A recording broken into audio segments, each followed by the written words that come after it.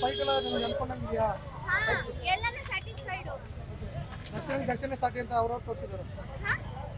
ದರ್ಶನೇ ಸಾಟಿ ಅಂತ ಅವ್ರವ್ರು ಜನ ಹೇಳ್ತಾರೆ. ಹಾ ಅವ್ರಿಗೆ ಅವ್ರು ಏನು ಕಮ್ಮಿ ಇಲ್ಲ ಅಂತ ಅದರಲ್ಲೇ ಗೊತ್ತಾಗುತ್ತೆ. ನಮ್ಮ ಬಾಸಿಗೆ ಯಾರೂನು ಈಕ್ವಲ್ ಆಗಕ್ಕೆ ಸಾಧ್ಯನೇ ಇಲ್ಲ. ಕ್ಲಾಸ ಮಾಸ ಫುಲ್ ಮಾಸ್. ಮಾಸ ಹಾ ಆ ಥರ ಸಿನಿಮಾಗಳು ಇಷ್ಟ ಆಗುತ್ತಾ? ಬಾಸ್ ಯಾವ ತರ ಸಿನಿಮಾ ಡಿ ಬಾಸ್ ಯಾವ ತರ ಸಿನಿಮಾ ಮಾಡಿದ್ರು ನಮ್ಗೆ ಇಷ್ಟ ಆಗುತ್ತೆ. ಒಟ್ನಲ್ಲಿ ಡಿ ಬಾಸ್ ತೆರೆ ಮೇಲೆ ಬರಬೇಕು. ಹಾ ಲೇಟ್ ಆಯ್ತಲ್ಲ, ಲೇಟ್ ಆಗಿ ಬಂತು, ಹೇಗೆ ಅನ್ಸುತ್ತೆ? ಲೇಟ್ ಆಗಿ ಬಂದ್ರು ಮಾಸ್ ಆಗಿ ಬಂದೈತಲ್ಲ, ಅದೇ ಸಾಕಲ್ಲ. ಅವರು ಚೆನ್ನಾಗಿದ್ದಲ್ಲಿ ಕರ್ಕೊಂಬಂದು ಎಲ್ರಿಗೂ ಒಂದು ಅವಕಾಶನ ಕೊಟ್ಟು ಅವ್ರು ಈ ಲೆವೆಲ್ಗೆ ಅವ್ರನ್ನ ಬೆಳೆಸಿದ್ದಾರೆ ಅಂತಂದ್ರೆ ಅವರಲ್ಲಿ ಬೆಳೆಸೋ ಗುಣ ಎಷ್ಟಿದೆ ಅಂತ ನಾವು ಅಲ್ಲಿ ತಿಳ್ಕೋಬೇಕು. ಅದರಿಂದ ನಾವು ಕಲಿಬೇಕು, ಬೆಳೆಸ್ಬೇಕು ಅನ್ನೋದನ್ನ. ಇನ್ನು ಗೂಸ್ ಬಂಪ್ಸ್ ಸೀನ್ಸ್ ಬಿಡಿ, ಯಾವಾಗ್ಲೋ ಒಂದ್ ಟೈಮ್ ಬರುತ್ತೆ ಅನ್ನೋದಲ್ಲ. ಎಲ್ಲೋ ಹಾಲಿವುಡ್ ಬಾಲಿವುಡ್ ಅಲ್ಲೆಲ್ಲ ಹೇಳ್ತಾರೆ ಮಾಸ್ ಸಿನಿಮಾ ಇವ್ರುಗಳು ಮಾತ್ರನೇ ಮಾಡೋಕ್ಕಾಗೋದು, ಇಲ್ಲಿ ಯಾರು ಮಾಡೋಕ್ಕಾಗಲ್ಲ ಕನ್ನಡ ಇಂಡಸ್ಟ್ರಿಲಿ ಅಂತ. ಯಾರು ಹೇಳಿದ್ದು? ಕನ್ನಡ ಇಂಡಸ್ಟ್ರಿಲಿ ಖಂಡಿತವಾಗ್ಲೂ ಸಾಧ್ಯ. ಇಂಥ ಒಂದು ಸಿನಿಮಾಗಳು ಬರ್ತಿದ್ರೆ ಯಾರೇ ಹೋಗ್ತಾರೆ ಹಾಲಿವುಡ್ ಬಾಲಿವುಡ್ಗೆ? ಯಾರು ಹೋಗ್ತಾರೆ? ಯಾಕಂತಂದ್ರೆ ಆ ಥರ ಗೂಸ್ ಬಂಪ್ಸ್ ಇರೋ ಸಿನಿಮಾ ಇದು. ಡೆವಿಲ್ ಬಿಡಿ ಈಗ ಆಲ್ರೆಡಿ ಗೆದ್ಬಿಟ್ಟಿದೆ ಅಂತಾನೆ ಅನ್ಕೊಂಡ್ಬಿಡಿ, ನಿಮ್ಗೆಲ್ಲರಿಗೂ ಗೊತ್ತಿರುತ್ತೆ. ಇನ್ನು ಕಂಟೆಂಟ್ ಅಂತ ಏನು ಹುಡ್ಕೊಂಡು ಹೋಗ್ಬಿಡಿ.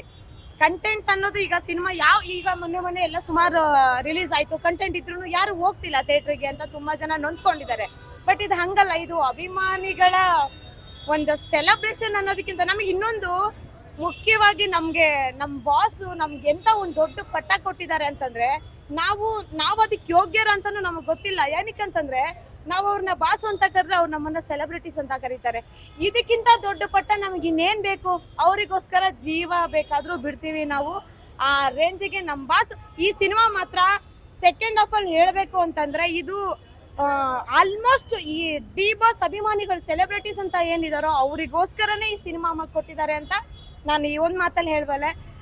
ಮಿಕ್ಕಿದೆಲ್ಲ ನೀವೇ ನೋಡ್ಬಿಡಿ ಥಿಯೇಟ್ರಲ್ಲಿ. ಇನ್ನು ಇದಕ್ಕೆ ಏನಾರು ಹೇಳ್ಬಿಟ್ಟು ಜಾಸ್ತಿ ಸಿನಿಮಾ ಇಲ್ಲೇ ಆಗ್ಬಿಡುತ್ತೆ. ಖಂಡಿತ ಕರ್ಕೊಂಡ್ ಬರ್ತಾರೆ ಸರ್. ಅಂತ ಡೈಲಾಗ್ಗಳು ಇದೆ. ಆ ಡೈಲಾಗ್ ಬರ್ದವ್ರಿಗೆ ಒಂದು ಸೆಲ್ಯೂಟ್ ಅಲ್ಲ, ಒಂದು 100 ಸೆಲ್ಯೂಟ್ ಹೊಡೆದ್ರು ಸಾಲದು.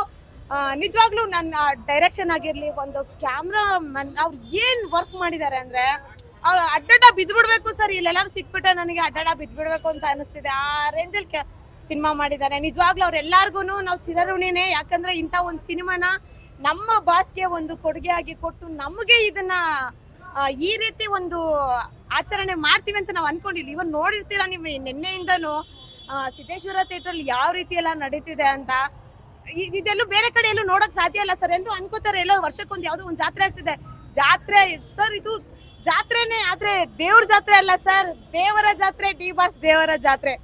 ಎಲ್ರು ಖಂಡಿತವಾಗ್ಲೂ ಥಿಯೇಟ್ರಲ್ಲಿ ಎಲ್ಲಾರು ಕುತ್ಕೊಂಡು ನೋಡ್ಬೋದು. ಏನು ಸದ್ಯದ ಪರಿಸ್ಥಿತಿಲಿ ಸಡನ್ಲಿ ಯಾರು 1 ವೀಕ್ ತನಕ ಫ್ಯಾಮಿಲಿನ ಕರ್ಕೊಂಡು ಹೋಗ್ಬಿಡಿ. ಯಾಕಂದ್ರೆ ಸೌಂಡ್ ಸಿಕ್ಕಾಬಟ್ಟೆ ಇರುತ್ತೆ ಅಭಿಮಾನಿಗಳದ್ದು. ಅಲ್ಲಿ ಏನ್ ಡೈಲಾಗ್ ಬರ್ತಿದೆ ಅಂತ ಗೊತ್ತಾಗಲ್ಲ. ಅವ್ರನ್ನ ನಿಧಾನವಾಗಿ ಕರ್ಕೊಂಡೋಗಿ ಬಾಯ್ಸ್ ಎಲ್ಲ ಎಂಜಾಯ್ ಮಾಡಿ ಸಿನಿಮಾ ನೋಡಿ. ಜೈ ಡಿ ಬಾಸ್.